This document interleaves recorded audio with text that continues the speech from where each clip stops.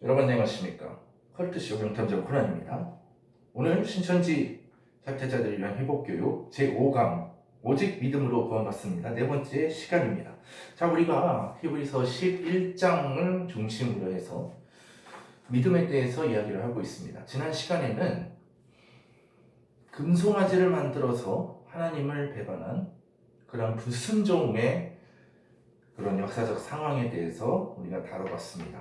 자, 그렇다면 우리가 이 믿음장을 다루는 데 있어서 히브리서 11장으로 이제 다시 돌아와서 그렇다면 그 반대되는 사람들, 성경 속에서 믿음의 사람들은 어떻게 반응하였는가? 하나님의 말씀에 어떻게 순종하고 또 하나님의 말씀을 어떻게 지켰는가에 대해서 우리가 살펴보도록 하겠습니다. 히브리서 기자가 이 히브리서 11장을 이제 쓰면서 믿음의 조상들이 하나님 앞에서 이제 어떤 믿음의 자세를 보였는지에 대해서 이렇게 잘 기술을 해놨습니다. 그래서 아벨부터 시작해서 쭉 이렇게 역사적인 인물들은 성경의 역사적 인물들을 쭉 나열하면서 여러 가지 이야기들을 풀어냅니다. 그래서 때로는 길게 풀어내기도 하고 또 짧게 서술을 하는 그런 믿음의 인물들도 있죠. 자, 먼저 우리가 살펴볼 사람은 바로 노아입니다. 노아인데요. 자, 히브리서 11장 7절을 한번 읽도록 하겠습니다. 자, 히브리서 11장 7절. 자, 함께 읽겠습니다. 시작. 믿음으로 히브리서 11장 7절 함께 읽겠습니다. 시작. 믿음으로 노아는 아직 보이지 않는 일에 경고하심을 받아 경외함으로 방주를 준비하여 그 집을 구원하였으니 이로 말미암아 세상을 정죄하고 믿음을 따르는 의의 상속자가 되었느니라. 아멘. 자, 믿음으로 노아가 나아갔다는 거죠. 뭐에? 아직 보이지 않는 일에. 자, 세상이 악할 뿐임을 하나님께서 탄식을 하셨어요. 이제 바로 다음 구절을 보겠지만 창세기 6장에서 그래서 홍수로 심판하시겠다라고 하셨는데 그 말씀 다음에 그러나 노아는 은혜를 입었더라라고 이야기를 합니다. 그만큼 하나님 앞에서 안전하도록 애를 썼던 그런 사람이죠. 그래서 하나님께서 너희는 방주를 준비하라. 이제 앞으로 40주야가 계속 비를 내릴 것이다. 그런데 노아는 말도 안 되는 일인 것 같지만 하나님의 말씀에 무조건 순종을 했죠. 그렇게 방주를 만듭니다. 해가 쨍쨍 뜨는데 배를 만드니까 그 당시의 사람들이 노아를 보고 비웃죠. 그런데 그것을 노아는 묵묵히 순종을 하게 됩니다.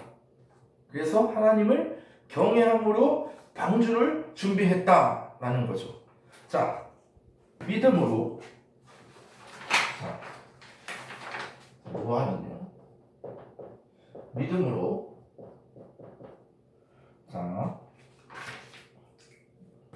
보이지 않는 일이에요.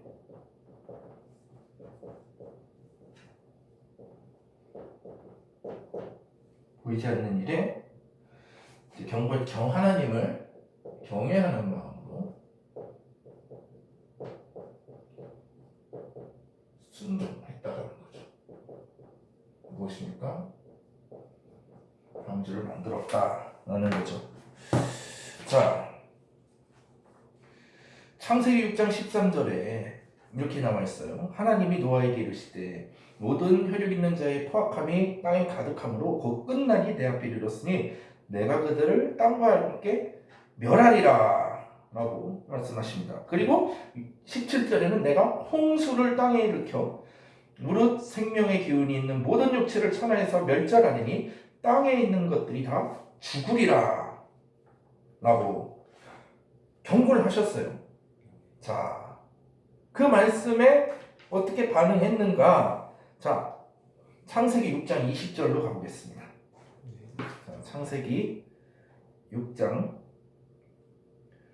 20절로 가보죠. 자, 함께 창세기 6장 22절 제가 오타가 왔어요. 예, 준비한 게. 자, 6장 22절 함께 읽도록 하겠습니다. 시작. 노아가 그와 같이 하여 하나님이 자기에게 명하신 대로 다 준행하였더라. 자, 결국은 믿음이라는 것은 순종, 하나님의 말씀을 준행하는 거죠. 자, 그런데 여기 반대되는 인물이 있죠. 바로 사울왕이죠. 사울왕은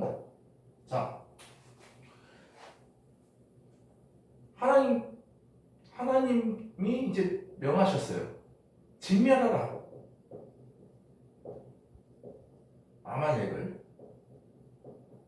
아말렉을 진멸하라. 모든 것들을 없애라. 하나도 남김없이. 그런데 이 사람은 좋은 것들을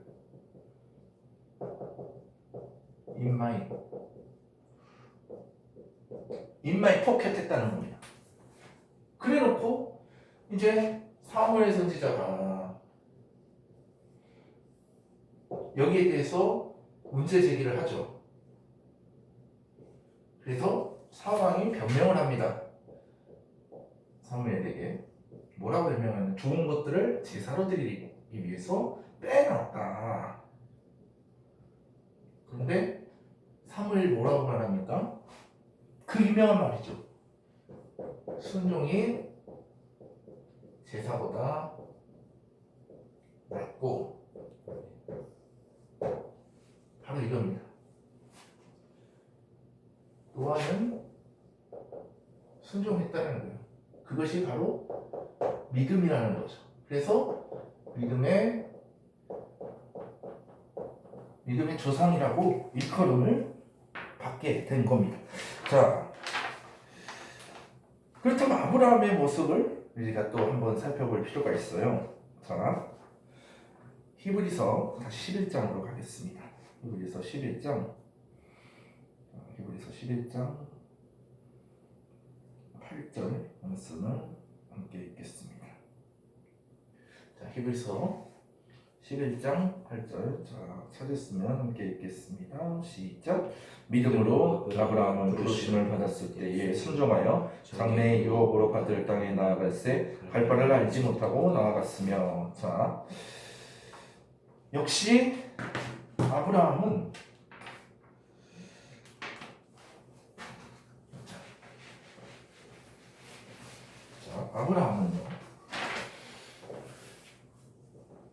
아브라함은 역시 믿음으로 순종을 했다라고 기록을 하고 있습니다. 자, 그런데 어디에 순종을 했을까요? 자, 무엇에 순종을 했습니까? 자, 장래의 유업으로 받을 땅, 이게 어딥니까? 가나안 땅이죠. 자, 이 가나안 땅을 떠나기가 쉽지가 않았어요. 하나님께서 이렇게 말씀하시죠. 창세기에서 너는 본토, 친척, 아버지의 집을 떠나 내가 너에게 지시할 땅으로 가라. 떠나서 가라 라고 말씀을 하셨어요. 익숙한 환경,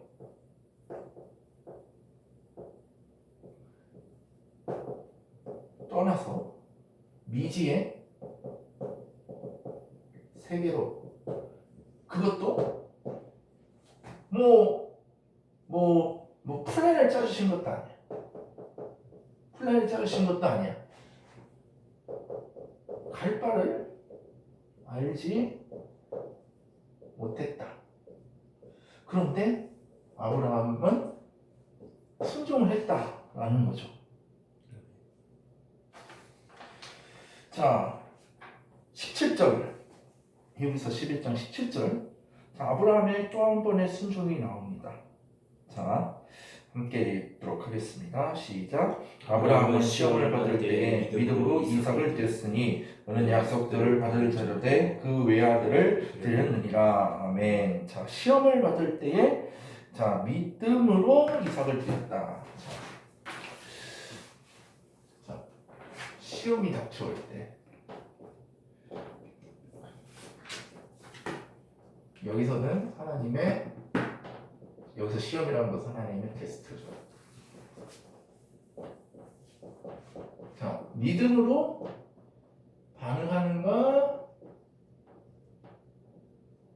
반응을 안 하는가, 이렇게 보셨단 말이죠. 그런데, 자, 아브라함의 반응이 어땠습니까? 반응을 했다는 거죠. 그래서 그 외아들을 100세 얻은 그 아들 이삭을 드렸다라고 이 히브리 기자가 기록을 하고 있다라는 거죠. 그 외에도 믿음의 조상들의 이야기가 히브리서 11장에 쭉 나오고 있습니다. 이 말씀을 쭉 읽어보시면 믿음의 조상들이 어떻게 하나님께 순종하고 하나님께 나아갔는가를 잘 볼 수 있습니다. 자, 이 세 번의 강의를 종합을 해보면 이렇습니다. 자, 믿음이라는 것이 무엇입니까? 바로 하나님의 말씀에 대한 순종이라고 해도 정의해도 무방할 것 같습니다. 자, 그런데요. 이단 사이비에 빠지는 사람들 중에 이런 유형이 있어요.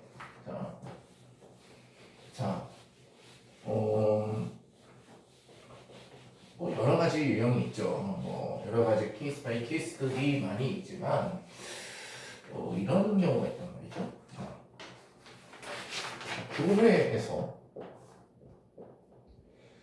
교회에서 신앙생활을 하는데 뭔가 좀 불만이 있고 화장함이 있고 뭔가 퀘스천 마크가 있고 이런 사람들을 축소꾼 같은 사람들이 접근을 합니다. 환심을 사죠. 간 쓸게 다 줄듯이 덤벼듭니다. 자, 그러면은 이런 사람들이 이런 추수꾼에 뿅 가죠. 혹하죠. 미혹이 된다는 거죠. 자, 그러면 이 추수꾼은 우리 성경 공부하러 갈래? 그러면서 복음방으로 내려갑니다. 센터로 가지고 입교를 시킵니다. 자, 이게 신천지가 가장 왕성하게 활동을 했었을 때의 이 추수꾼 전도의 패턴이었단 말이죠. 자, 속이는 놈도 나쁜 놈인데 속이는 놈이 나쁘죠. 자, 그런데 그 기저에 있는 이러한 부분들, 교회 생활에, 신앙 생활에 대한 그러한 약점을 노출한 사람들. 자, 이거는 이제 케바케예요. 케바케이기 때문에 이것을 일반화할 수는 없다. 볼 수 있습니다. 내 의지와는 별개로 다른 지체들에 의해서 상처를 어떤 케이스들도 있고요. 뭐 교회 내부에 좀 구조적 문제 때문에 또 상처를 받는, 또 회의감을 가지는 그런 케이스들도 있을 수가 있습니다. 그렇지만 그와는 별개로 나와 하나님이 단독자 1대1 관계에서 건강하다면 이러한 공동체의, 교회 공동체의 이런 문제가 있어도 그것을 이겨나갈 수 있는 힘이 있지 않느냐. 자기가 건강하게 신앙생활을 하고 있다. 또 믿음 위에 굳게 서서 반석 위에 집을 올려놨다면 이러한 이 균열이 될 수 있는 부분을 좀 최소화할 수 있지 않겠는가 라는 그런 아쉬움이 있죠. 그것이 믿음과 순종이 아니라 그 대척점이 있는 불신과 불순종이, 이러한 그 요소들을, 자, 이건 개인적인 부분이고 이거는 공동체적 부분이죠. 이것과 복합적으로 시너지 효과를 일으켜서 결국은 이런 미혹자들의 미혹을 견뎌내지 못하고 결국 넘어가게 되는 그런 안타까운 일들이 많이 일어났다라는 것이죠. 요즘은 좀 다른 케이스로 신천지나 다른 이단들이 프로교를 많이 하지만요. 어쨌든 자신의 믿음이 견고하게 서면 이러한 외부적인 자신의 내부적인 요소와 또 그 공동체적인 그러한 외생 변수를 이겨내고 자신의 신앙을 지킬 수 있다라는 것이죠. 우리가 이런 부분을 좀 잘 기억을 했으면 좋겠습니다.